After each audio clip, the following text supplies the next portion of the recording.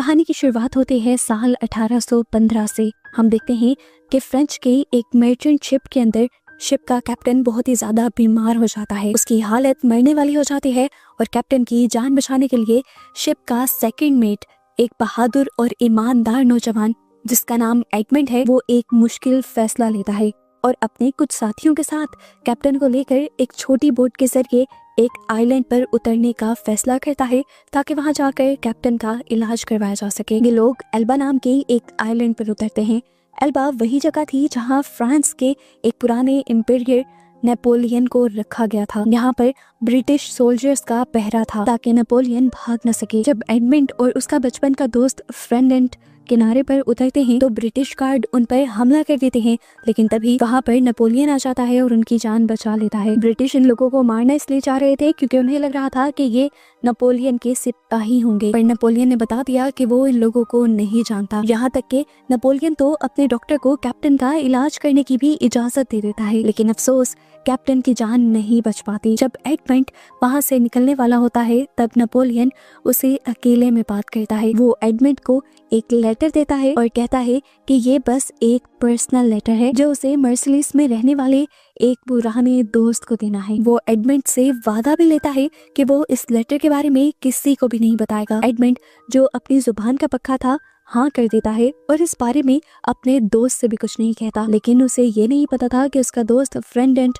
चुपके से ये सब कुछ देख रहा था। जब ये लोग वापस मर्सिलिस पहुंचते हैं तो डैंगलर शिप के मालिक को एडमंड की एक शिकायत मिलती है कि एडमंड ने बिना इजाजत के शिप को एल्बा नाम के एक आइलैंड पर रोका था। एडमंड से जब इस बारे में पूछा जाता है तो वो कहता है कि उसे हर हाल में बस अपने कैप्टन की जान बचानी थी। शिप के मालिक को एडमंड की ये बहादुरी और वफादारी इतनी पसंद आती है कि वो उसकी इस हरकत के बदले उसी को अपनी शिप का नया कैप्टन बना देते हैं। ये सुनकर वो आदमी जो अब कुछ ही अरसे बाद कैप्टन बनने वाला था वो जल भुन जाता है। एडमंड की खुशी का ठिकाना नहीं रहता और वो भाग कर ये बात अपने फियांसे को बताता है। ये दोनों एक दूसरे से बहुत ज्यादा प्यार करते हैं और बहुत ही जल्द शादी करना चाहते हैं। एडमंड बताता है कि अब हमें 1 साल और इंतजार नहीं करना पड़ेगा क्योंकि अब मैं कैप्टन बन चुका हूँ और अब हम इसी साल शादी कर लेंगे। ये दोनों बहुत ही ज्यादा खुश थे। इस जगह पर हम देखते हैं कि उन दोनों का बचपन का दोस्त फर्डिनेंड भी मौजूद था। फर्डिनेंड भी बचपन से एडमंड के फियांसे को चाहता था जिसका नाम मर्सिडीज था, लेकिन मर्सिडीज अमेंडेंट से ही प्यार करती थी और उसने फर्डिनेंड को कभी ऐसी नजर से देखा ही नहीं और इस वजह से फर्डिनेंड भी अमेंडेंट से काफी जेलस रहता था। और अब तो एडमंड के पास पैसा भी आ गया था तो ये देखते हुए फर्डिनेंड की जलन नफरत में बदल गई थी। फर्डिनेंड अब उस आदमी से मिलता है जो अगले कुछ अरसे में कैप्टन बनने वाला था। दोनों ही एडमंड से नफरत करते थे। ये दोनों बातों बातों में अपनी नफरत का इजहार भी कर देते हैं और फर्डिनेंड कहता है कि मेरा बस चले तो मैं एडमंड को मार दूं ताकि मैं मर्सिडीज को हासिल कर सकूं। दूसरा आदमी भी कहता है कि मेरा भी यही दिल करता है कि मैं एडमंड को मार दूं और कैप्टन की कुर्सी खुद हासिल कर लूं। और ये दोनों सोचते हैं कि ये दोनों मिलकर अपने अपने मकसद को हासिल कर सकते हैं। तभी फर्डिनेंड को एक बात याद आती है कि उसने एडमंड को नेपोलियन से एक लेटर लेते हुए देखा था। बस यही वो मौका था जिसका उन्हें इंतजार था। उन्होंने सोचा कि इसी लेटर का इस्तेमाल करके वो एडमंड की जिंदगी बर्बाद कर देंगे। अगला दिन एडमंड की जिंदगी का सबसे खुशी का दिन होना चाहिए था क्योंकि उसकी शादी होने वाली थी, लेकिन तभी अचानक वहाँ पर पुलिस आ जाती है और यहाँ पर एडमंड को गिरफ्तार कर लिया जाता है गद्दार होने के इल्जाम में। वो सबको बताता है कि उसने ऐसा कुछ भी नहीं किया, लेकिन उसकी बात नहीं सुनी जाती और उसे खींचकर चीफ मजिस्ट्रेट के पास लेकर आया जाता है। चीफ मजिस्ट्रेट उससे बातें करता है और उसे लगता है कि एडमंड एक सीधा साधा सेलर है जिसे पॉलिटिक्स की कोई समझ नहीं है। वो एडमंड से जितने भी सवाल करता है एडमंड उसे सच सच बता देता है और वो जो लेटर वहाँ नेपोलियन से लेकर आया था वो लेटर भी वो चीफ को दे देता है और यकीन दिलवाता है कि अभी तक उस लेटर को किसी ने नहीं पढ़ा था।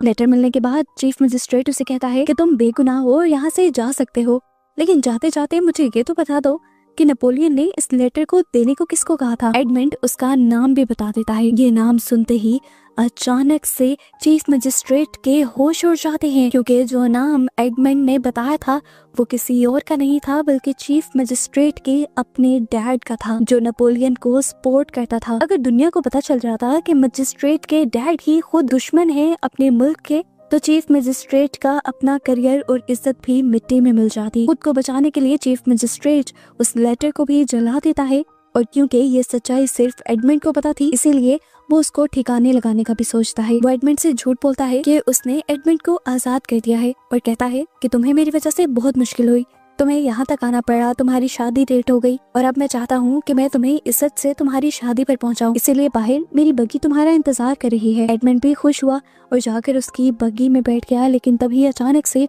बग्गी को बाहर से लॉक कर दिया गया और यहाँ पर एडमंड को समझ आया कि उसके साथ धोखा हो चुका था। उस बग्गी को एडमंड के घर नहीं बल्कि एक पोर्ट पर ले जाया जाता है और वहां से एक शिप के जरिए एडमंड को एक खौफनाक जेल में ले जाया जाता है। इस समुंदर के दरमियान में बनी एक ऐसी जेल थी जहां से कोई वापस नहीं जा सकता था। समुंदर के दरमियान में बने हुए इस आइलैंड पर बनी इस जेल में से अगर कोई भाग भी जाता तो चारों तरफ पानी का लंबा रास्ता होने की वजह से वो कभी बचकर ना जा पाता, पानी में ही मर जाता। जेल का वार्डन भी एक बहुत ही जालिम इंसान था। वो एडमंड को बुरी तरह मारता है और उसे एक अंधेरी काली कोठरी में डाल देता है। एडमंड चीखता रहता है कि वो बेगुनाह है, लेकिन कोई उसकी नहीं सुनता। हर साल जब एडमंड की सजा का 1 साल पूरा होता है तब वार्डन आकर उसे 100 कोड़े मारता है। ये वार्डन का शौक था और ये वो तरीका था जिससे एडमंड को पता चलता था कि 1 साल का अरसा गुजर चुका है। सालों बीत गए, एडमंड की उम्मीदें टूटने लगी। उसने अब गॉड पर बिलीव करना भी छोड़ दिया था, यहाँ तक कि एक दिन उसने सुसाइड करने का भी फैसला किया। लेकिन ठीक उसी वक्त जब वो हार मान रहा था तभी उसे जमीन के नीचे से कुछ खुरचने की आवाज आई। अचानक उसके सर की जमीन फटने लगी और वहाँ से एक आदमी बाहर निकला। वो एक और कैदी था, बहुत ही ज्यादा बूढ़ा। इस आदमी का नाम एब फारिया था। फारिया पिछले 5 साल से एक सुरंग खोद रहा था भागने के लिए, लेकिन गलती से उसने गलत डायरेक्शन में एक सुरंग खोदी थी जिसकी वजह से वो एडमंड के सेल में निकला था। लेकिन ये गलती उन दोनों के लिए ही अच्छी साबित होती है क्योंकि एडमंड को सालों बाद यहाँ पर एक दोस्त मिल जाता है और फारिया को अपने साथ एक साथी। फारिया एक बहुत ही अच्छा तलवारबाज भी था और साथ ही साथ उसे दुनिया और पॉलिटिक्स के बारे में बहुत कुछ पता था। वो ये सब कुछ एडमंड को सिखा देता है। इन लोगों ने साथ मिलकर यहाँ से बाहर निकलने के लिए सुरंग भी खोदी। एडमंड अब ज्यादातर फारिया के ही सेल में रहा करता था उस सुरंग के जरिए जाकर। वो सिर्फ 2 मरतबा ही अपने सेल में वापस आता था, जब जेलर का खाना देने का टाइम होता था या वेस्ट लेने का टाइम होता था। ज्यादा टाइम ये लोग सुरंग खोदते थे और सुरंग से निकलने वाली मिट्टी वो अपनी वेस्ट बकेट्स में डाल दिया करते थे ताकि किसी को भी शक न हो।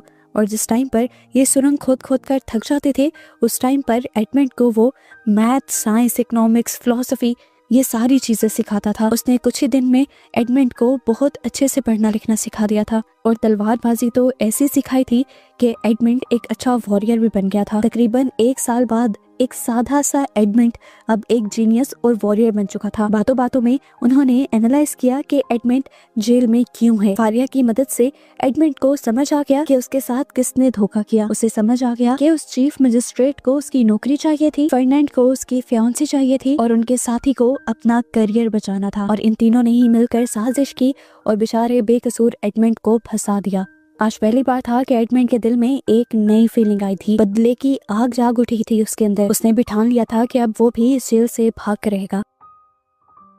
एक दिन जब ये लोग सुरंग खोद ही रहे होते हैं और आखिरी किनारे तक पहुंच जाते हैं तो एकदम से ऊपर की जमीन टूटकर सारे के सारे पत्थर उस बूढ़े फारिया के ऊपर गिर जाते हैं और वो उसके नीचे दब जाता है। फारिया मरने वाला होता है तब अपनी आखिरी सांसों में वो एडमंड को एक खजाने का नक्शा दे जाता है। उसने बताया था कि मोंटे क्रिस्टो नाम के एक आइलैंड पर स्वारा फैमिली का एक बहुत ही बड़ा खजाना छुपा हुआ है। उसने एडमंड से वादा लिया कि वो इस दौलत का इस्तेमाल सिर्फ अच्छे कामों के लिए करेगा, ना कि बुरे कामों के लिए। एडमंड जो पहले से ही अच्छा था वो उसकी ये शर्त भी मान जाता है। अब फारिया के मरने का पता जैसे ही गार्ड्स को चलता है तो वो उसकी बॉडी को एक बॉक्स के अंदर डाल देते हैं और उसे जंजीरों से बांध देते हैं। और जिस टाइम ये गार्ड्स वार्डन को बुलाने के लिए जाते हैं, अमेंडेंट अपना दिमाग चलाता है और यहाँ से भागने की एक तरकीब सोचता है। वो फारिया की मरी हुई बॉडी को उस बॉक्स के अंदर से बाहर निकाल कर अपने सेल में रखाता है और उस बॉक्स में जाकर खुद लेट जाता है। जब गार्ड्स वापस आए तो उन्हें कुछ शक नहीं हुआ। एडमंड को लगा था कि वो लोग उसे मिट्टी में दफनाएंगे जहाँ से वो कूद कर निकल आएगा, लेकिन बाद में उसे पता चला कि इस जेल के कैदियों को जमीन में नहीं दबाया जाता बल्कि समुंदर में फेंक दिया जाता है। उन्होंने उसके साथ एक भारी पत्थर बांधा और उसे ऊंचाई से समुंदर में फेंक दिया। एडमंड जाकर ठंडे पानी में गिरा। उसने जल्दी से अपने चाकू से बैक को काटा और पत्थर से खुद को अलग किया। जल्दी से अपने आप को बचाते हुए वो अब तैरकर समुंदर के ऊपर आ गया और वक्त रहते ही उसने सांस ले लिया और ऐसे उसकी जान बच गई। वार्डन जो ऊपर से ये सब कुछ देख रहा था, वो अब दोबारा एडमंड को पकड़ना चाहता था, लेकिन इससे पहले वो कुछ भी कर पाता या गार्ड्स को बुला पाता, एडमंड ने खुद ही वार्डन को पानी के अंदर खींचकर डुबा कर मार दिया। ये उसका पहला बदला था उस इंसान से जिसने उसे 13 साल तक उस जेल में तड़पाया था। तैरते हुए एडमंड एक किनारे पर पहुंचता है। वहाँ उसे कुछ स्मगलर्स, कुछ लुटेरे मिलते हैं जिनका लीडर अपने ही एक साथी को गद्दारी के इल्जाम में मारने वाला था, लेकिन वो लीडर अच्छा था, अपने साथी को मारने का उसका दिल भी नहीं कर रहा था। वो कश्मकश में था कि वो अपने साथी को मारे या ना मारे।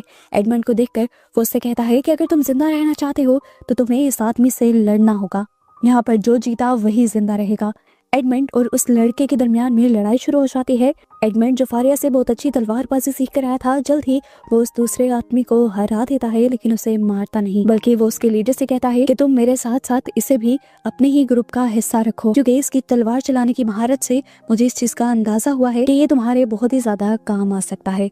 इस तरह एडमंड उसकी भी जान बचा लेता है और अपनी भी। अब क्योंकि एडमंड ने जैकोबो की जान बचाई थी, इसीलिए जैकोबो ने कसम खाई कि वो जिंदगी भर अब एडमंड का वफादार बनकर रहेगा। कुछ वक्त स्मगलर्स के साथ रहने और काम करने के बाद एडमंड इस ग्रुप को छोड़कर जैकोबो के साथ मोंटे क्रिस्टो नाम के आइलैंड पर गया। वहाँ उन्हें फारिया के बताए नक्शे के मुताबिक एक खुफिया गार के अंदर पानी के नीचे वही खजाना मिल गया जिसकी इन्हें तलाश थी। यहाँ पर इतनी चीजें थी कि इनकी सोच से भी ज्यादा बड़े बड़े सोने के ताबूत थे जिसके अंदर बस सोना और हीरे ही थे। इस खजाने के मिलने के बाद एडमंड अब दुनिया का सबसे अमीर आदमी बन चुका था। ये खजाना इतना था कि एक बार में शिप में ले जाना पॉसिबल ही नहीं था, लेकिन इस एक ताबूत से भी वो दुनिया का सबसे अमीर आदमी बन चुका था। वो अब अपना सारा खजाना लेकर अपने शहर वापस आ जाता है, और क्योंकि अब वो 13 साल बाद वापस आया है तो कोई उसे पहचान नहीं पा रहा। यहाँ पर आकर उसे ये भी बात पता चलती है कि उसके बारे में मशहूर है कि उसे फांसी दे दी गई थी,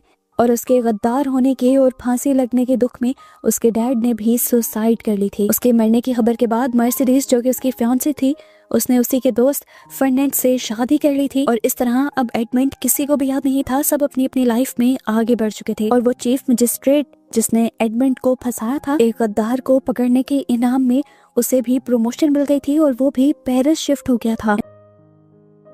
इन सारी चीजों को जानने के बाद एडमंड बहुत ही सोच समझकर अपनी वापसी का एक प्लान बनाता है। अपनी दौलत का इस्तेमाल कर वो अपने आप को पूरी तरह से बदल लेता है और यहाँ पर अपना नाम भी बदलकर the count of Monte Cristo रख लेता है। वो पेरिस में एक सबसे शानदार महल खरीदता है और सबसे शानदार गाड़ियां भी, और शानदार पार्टीज भी रखता है, ताकि वो अमीर लोगों को इम्प्रेस कर सके और जल्द ही अमीर लोगों का हिस्सा बन जाए। वो इतना बदल गया था कि अब पुराने लोग तो उसे पहचान भी नहीं पा रहे थे। उसके पास नॉलेज भी पहले से बहुत ज्यादा था, इसीलिए बड़ी बड़ी पॉलिटिकल मीटिंग्स में भी वो हुआ करता था। हालांकि उसे इस सब में कोई इंटरेस्ट भी नहीं था। उसका प्लान बहुत सिंपल था। उसने अपने 3 दुश्मनों को ठिकाने लगाना था, जिसमें से एक उसका अपना दोस्त फर्नांड, एक वो चीफ मजिस्ट्रेट और तीसरा वो असिस्टेंट कैप्टन था जिसकी प्रमोशन अमेंडन की वजह से नहीं हुई थी। इन तीनों को बर्बाद करने के लिए वो इन तीनों की कमजोरियों का पता चलाता है। सबसे पहले उसने उस असिस्टेंट कैप्टन को ही अपना निशाना बनाया। वो अब एक बैंकर बन चुका था, लेकिन अभी भी वो लालची था। यहाँ काउंट ने उसे गलत इन्फॉर्मेशन दी जिससे उसका बड़ा नुकसान हुआ और वो आहिस्ता आहिस्ता कंगाल होने लगा। फिर बारी आई उस चीफ मजिस्ट्रेट की जो अब चीफ प्रोसिक्यूटर बन चुका था। काउंट ने उससे दोस्ती की और उसके घर आने जाने लगा।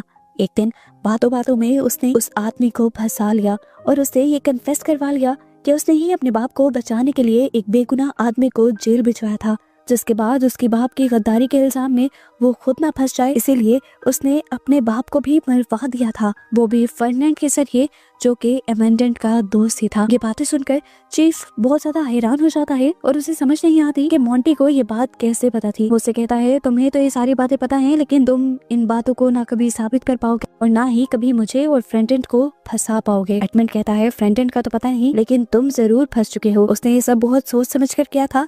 पुलिस पहले से ही बाहर खड़ी थी जो ये सब सुन चुकी थी और अब चीफ को गिरफ्तार कर लिया गया था। अब चीफ का वही हाल होने वाला था जो उसने अमेंडेंट का करवाया था। अब आखिर में बारी थी फर्नांड की। फर्नांड भी अब एक अमीर आदमी बन चुका था। उसकी शादी मर्सिडीज से भी हो चुकी थी जिन दोनों का एक बेटा भी था, एल्बर्ट। मोंटी काउंट यानी हमारा हीरो अमेंडेंट एल्बर्ट को किडनैप करवा लेता है और फिर खुद ही उसे बचाने का नाटक करता है ताकि वो फर्डिनेंड की फैमिली के करीब जा सके। उस दिन एल्बर्ट की बर्थडे पार्टी भी थी जिसमें अब अमेंडेंट एक मेन कैरेक्टर बन गया था। वो यहाँ पर एक स्पीच भी देता है। किसी को तो शक भी नहीं होता कि ये बंदा अमेंडेंट हो सकता है, लेकिन मर्सिडीज उसे बहुत गौर से देख रही थी। उसने देखा कि अमेंडेंट अपने बालों से खेल रहा है। ये वही खास तरीका था जिससे अमेंडेंट अपने बालों को हाथ लगाया करता था। ये देखकर उसे शौक लगा था। उसे एहसास हो गया कि मोंटी काउंट कोई और नहीं बल्कि अमेंडेंट ही है। वो उससे बात करने की कोशिश भी करती है, लेकिन अमेंडेंट बहुत ही अजीब बर्ताव करता है क्योंकि उसे लगता है कि मर्सिडीज ने भी उसे धोखा दिया था। वो इनकार कर देता है कि नहीं, मैं अमेंडेंट नहीं हूँ।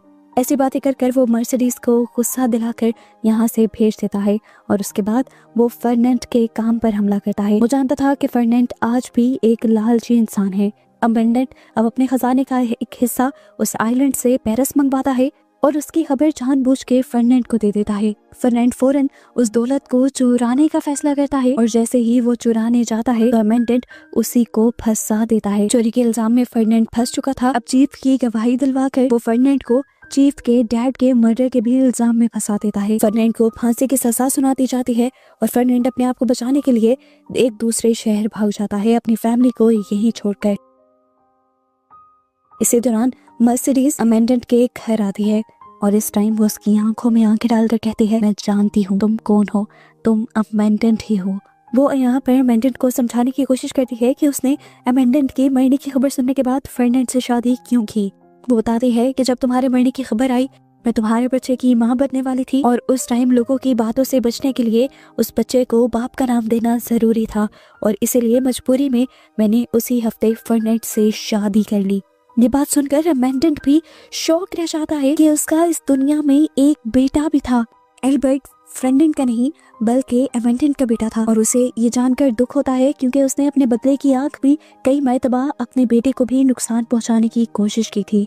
तस्वीर का ठोकर दिखाया जाता है कि फर्डिनेंड भी अब उसी सीक्रेट जगह पर पहुंचता है जहां से अमेंडेंट को खजाना मिला था।